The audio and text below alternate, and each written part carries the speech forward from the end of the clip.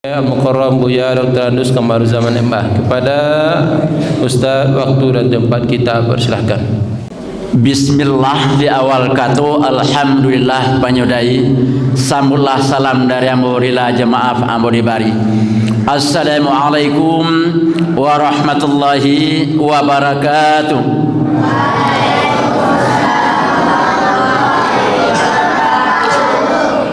Nak dua pantun siriang tataga batu palano di sinan orang menjual saka di jiwa kabalai akai ambo taga Allah bakarano ala seizin pembawa acara tanahnya kita orang beradai adan ampe asanyo ampe pusaku dari Tigolua salam je minta ambo dape kali kawak je kilap kabasua. Alhamdulillahillazi an'amana bi ni'matil iman wal islam. Asyhadu an la ilaha illallah wahdahu la syarikalah wa asyhadu anna Muhammadan abduhu wa rasuluh sallallahu alaihi wasallam la nabiyya ba'dah. Fa qala Allah ta'ala fil Qur'anil Karim, a'udzu billahi minasyaitonir rajim. Bismillahirrahmanirrahim. Wal yakhshal ladzina law taraku min khalfihim dzurriyyatan dhi'afa khafu 'alaihim falyattaqullah wal yaqulu qaulan syadida. Aku berselindung kepada Allah daripada godaan syaitan yang terkutuk dengan menyebut nama Allah yang Maha Pengasih lagi Maha Penyayang. Hendaklah kamu merasa takut, merasa was-was, merasa cemas sebagai orang tua meninggalkan putra-putri kita di kemudian hari dalam keadaan lemah. Wattaqullah, hendaklah kamu bertakwa kepada Allah dan hendaklah kamu berbicara secara benar. Maha benar Allah dengan segala firman-Nya. Yang kita hormati dan kita muliakan pengurus Masjid Raya Lantai Batu. Yang kita hormati para remaja Masjid Raya Lantai Batu. Yang kita hormati wali-wali santri dan teristimewa dan sangat kita banggakan, tak lain tak bukan adalah anak-anak kita, apakah itu PAUD TK Islam, apakah TK Islam SDIT, apakah SMP. Umumnya hadirin wali hadirat yang hadir pada pagi hari ini, pada kesempatan yang berbahagia ini, tiada benih yang pantas kita semai, tiada ucapan kata yang pantas kita utarakan selain daripada mengucapkan puji syukur kepada Allah Subhanahu wa taala. Karena sampai hari dan detik ini Allah masih memberikan bermacam-macam nikmat kepada kita semua. Dari sekian banyak nikmat yang kita terima setiap waktu, ada dua nikmat yang tidak bisa kita imbangi dengan uang yang berjuta maupun dengan pangkat yang tinggi. Pertama adalah nikmat kesehatan, yang kedua adalah nikmat iman. Ada orang yang beriman kepada Allah, tetapi sekarang betapa banyaknya saudara-saudara kita yang sedang terbaring di rumah sakit. Ada yang sadar dan ada yang tidak sadar dan tidak bisa melaksanakan aktivitas apalagi untuk salat subuh berjamaah. Sebagian juga ada orang yang berada dalam keadaan sehat afiat, tetapi karena iman tidak berada dalam dirinya. Dan juga kita masih banyak orang mengaku beragama Islam, akan tetapi dia begitu mudah meninggalkan ibadah solat, apalagi untuk memakmurkan masjid. Memang sudah ada janji Allah Subhanahu wa taala, siapakah yang akan meramaikan masjid itu? Umat Islam tidak, tetapi umat Islam itu yang betul-betul beriman kepada Allah. Bismillahirrahmanirrahim. Innama ya'muru masajidallahi man amana billah wal yaumil akhir. Hanya saja orang yang akan memakmurkan masjid itu tak lain tak bukan adalah orang-orang yang sudah mengaku beriman kepada Allah Subhanahu wa taala. Mudah-mudahan kita yang berada di masjid ini, selagi umur kita masih bersisa, selagi kesempatan masih diberikan oleh Allah, semoga Allah senantiasa memberikan dua nikmat ini. Pertama, nikmat kesehatan, yang kedua, nikmat iman. Kemudian salawat salam telepon kita kirimkan Allah Subhanahu wa taala, semoga dicurahkan kepada kita yakni besar Muhammad sallallahu alaihi wasallam. Allahumma shalli ala sayyidina Muhammad, yang sudah mengembalikan umat manusia dari insan-insan yang biadab menjadi insan-insan yang beradab dan berakhlakul karimah. Bapak-bapak, ibu-ibu sidang jamaah subuh berjamaah yang ambo muliakan, adapun materi yang akan kita coba menyampaikan pada waktu yang sangat terbatas ini, tak lain tak bukan adalah membantu para generasi muda yang berkualitas. Namun sebelumnya ada beberapa hal yang perlu kami sampaikan secara pribadi. Yang pertama sekali, ucapan terima kasih kepada pengurus melalui Ustadz Iwan. Berapa hari yang lewat beliau menelepon sama kami dan kami sedang berada di Jakarta wisuda anak. Setelah sampai di sini memang suara hilang, tidak sehat. Tetapi Pak Iwan rajin, yakin sekali, jangan ditunda Ustaz. Kami sudah berniat mengundang Ustaz dan didoakanlah oleh Ustaz Iwan. Akhirnya suara muncul kembali mulai dari hari kemarin. Pada kesempatan ini dapat berjumpa dengan bapak-bapak dan ibu-ibu dan para anak-anak kami yang berkumpul di masjid ini. Kalau sedikit kami perlu perkenalan, mungkin sudah ada nama Kamaruzzaman, dan kemudian 90 sampai tahun 2000 ambo termasuk jemaah di Lantai Batu, karena itu waktu itu tinggal di Malana di perumahan Elina. Tahun 2000 membuat rumah di Kopas Bakti, membuat musola ukhuwah, kini sudah menjadi masjid sehingga tidak bisa ambo meninggal masjid tersebut. Alhamdulillah dengan Ustaz Paiwan bersama pengurus mengundang ambo, alhamdulillah benar ambo batamu ambo dengan jemaah-jemaah ambo, para senior-senior ambo pada di masjid raya ini. Bapak-bapak, ibu sidang jamaah subuh yang dirahmati Allah Subhanahu wa taala. Pada kesempatan ku ambo bertamu dengan anak-anak kita, putra-putri kita yang akan menjadi penyambung tonggak estafet daripada umat Islam di masa yang akan datang. Takana di ambo pengajian almarhum Buya Hamka. Buya Hamka pernah mengadakan pertemuan di Masjid Ul Iman di Kota Padang pada waktu itu. Dia kumpulkan remaja dan remaji sebelah kanan dan orang tua sebelah kiri. Apa kata almarhum Buya Hamka pada waktu itu? Sewaktu beliau menghadapkan pada orang-orang tua yang akan berangkat besok, di saat aku menghadapkan pandanganku kepada orang-orang tua, maka terbayang olehku ribuan batu nisan, kata almarhum Buya Hamka. Tetapi apabila aku hadapkan pandanganku kepada remaji, maka terbayanglah olehku tantangan dan harapan masa depan. Maju mundurnya umat Islam di masa akan datang sangat tergantung kepada remaji putra-putri kita yang berada pada saat sekarang. Ada sepotong hadis yang disampaikan pada waktu itu oleh almarhum Buya Hamka. Qala Nabi sallallahu alaihi wasallam, yusiku ayatiya ala zaman wa la yabqa min al-islam ila ismuhu wa la yabqa min al-Qur'an ila rasmuhu wa masajid wa qaryatun min al-huda. Kata almarhum Buya Hamka.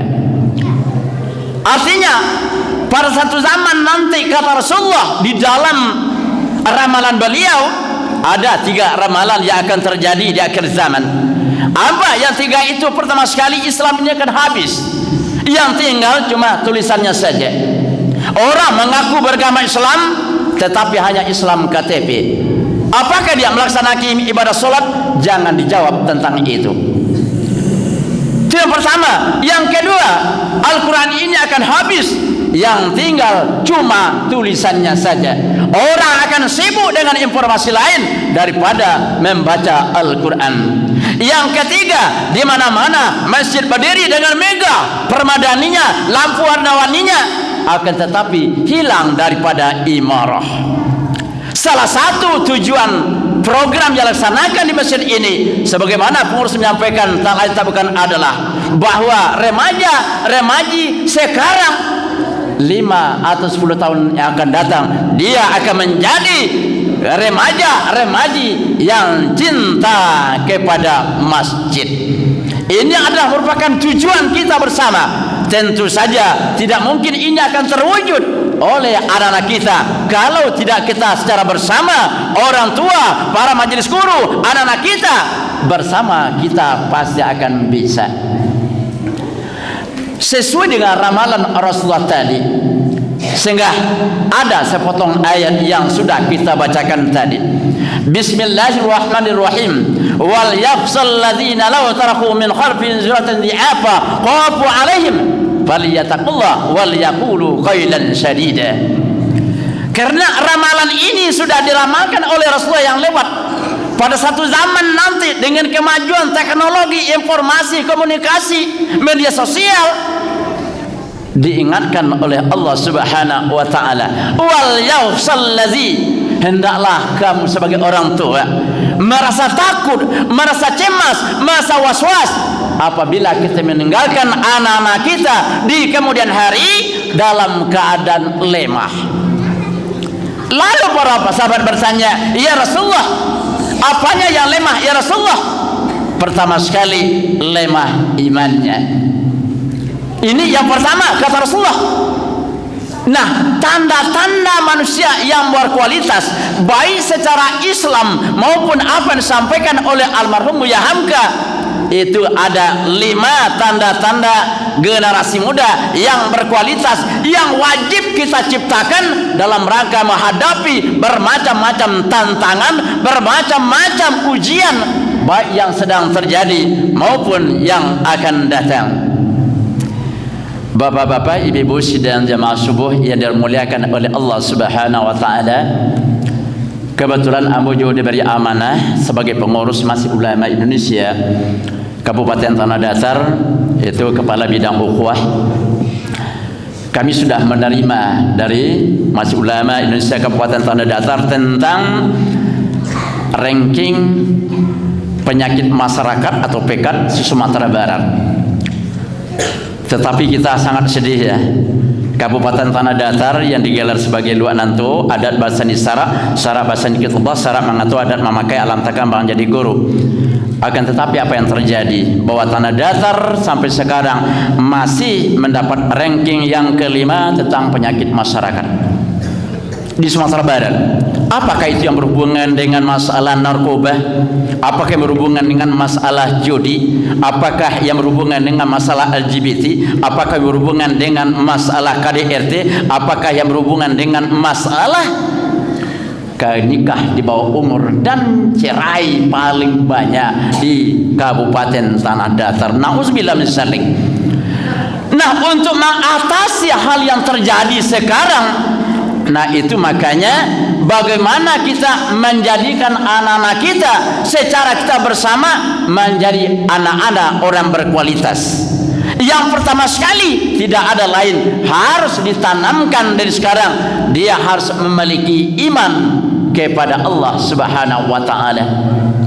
Itu makanya anak kita diajar rukun iman yang 6, percaya kepada Allah, percaya kepada Rasul, percaya kepada Alkitab, percaya kepada malaikat, percaya kepada kadar baik dan hari akhirat, percaya kepada kadar baik dan kadar buruk. Itu baru ucapan.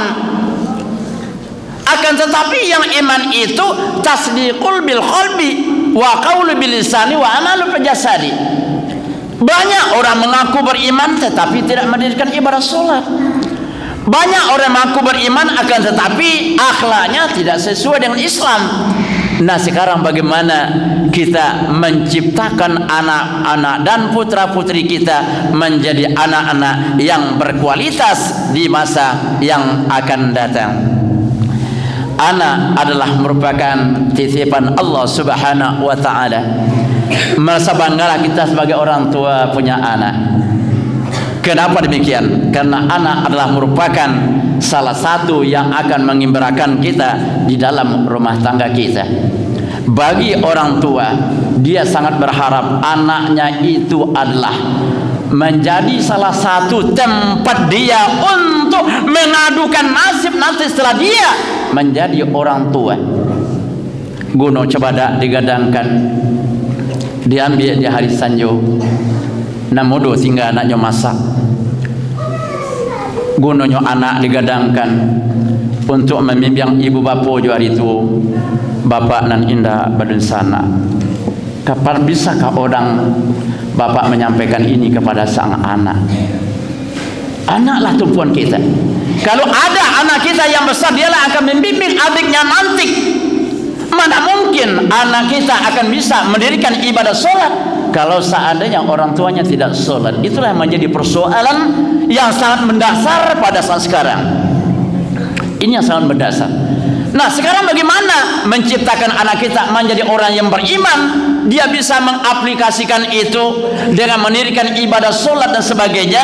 Tentu kita didik dengan menuntut ilmu di sini. Alhamdulillah, anak kita insya Allah kalau sudah diajar seperti ini setiap hari Sabtu, nanti di mana saja dia sekolah, di SMP, di SMA, perguruan tinggi, di mana saja dia berada, dia akan selalu mendirikan ibadah sholat. Sesudah sholat dia akan berdoa kepada Allah, ya Allah, ampunilah sekalian dosa orang tuaku ya Allah, kasihlah orang tuaku ya Allah sebagaimana beliau mengasihi kami sejak kecil. Itu yang kita harapkan ya. Yang salah satu cerita yang tidak bisa melupakan waktu masih dinas itu di kebudayaan selama 30 tahun dinas. Sekarang kami sudah sama pensiun dengan beliau. Sering ke Padang dengan grup, ada ibu-ibu, ada bapak. Kebiasaan kami itu sholat di masjid Al-Azhar di UMP. Waktu pulang sholat asar, kami sholat di sana. Sesudah itu naik mobil kembali, ada seorang ibu yang menangis. Mbak dia menangis, ibu kok sakit ibu? Enggak. Mbak dia menangis, ibu hati. Mbak dia ibu hati. Kok pas memang terjadi bu. Mbak dia ibu hati. Tadi sesudah sholat, ada anak gadi dari Ambo nyosolat sesudah sholat nyebaca doa untuk ranggainya. Nyodoa baca doa untuk ranggai. Anak yang soleh berdoa langsung dijabah oleh Allah Subhanahu wa taala. Kemudian nyo baca Al-Quran. Kemudian sesudah itu nyo berzikir dan sebagainya. Ditanyalah dari ibu ko, nak di mana tinggal? Saya daki ko mana? Apa sekolah? Kuliah di UMP. Si orang anak perempuan. Di mana kampung? Di ujung Gadang Pasaman. Mendak jalera. Itu yang disampaikan ujung Gadang Pasaman. Apa yang tertera setelah sampai di Yoto ke cik ibu tadi, anak orang tak bersusu je ranggai kerja taninya nya sekolah di UMP 5 kalinya mendoa ranggai solatnya kan awak anak awak dia dibawa ke si awak dan ada seorang yang sembahyang saja. Jujur beliau menyampaikan seperti itu. Nauzubillah min dzalik. Tapi kita sangat yakin anak kita yang berada di sini insya Allah nanti dia akan selalu mendirikan ibadah solat. Karena solat itu adalah tak lain tak bukan awaqim solat. Nah solat tahan lepas syai'ul munkar. Solat itu adalah untuk dapat mencegah perbuatan keji dan perbuatan mungkar.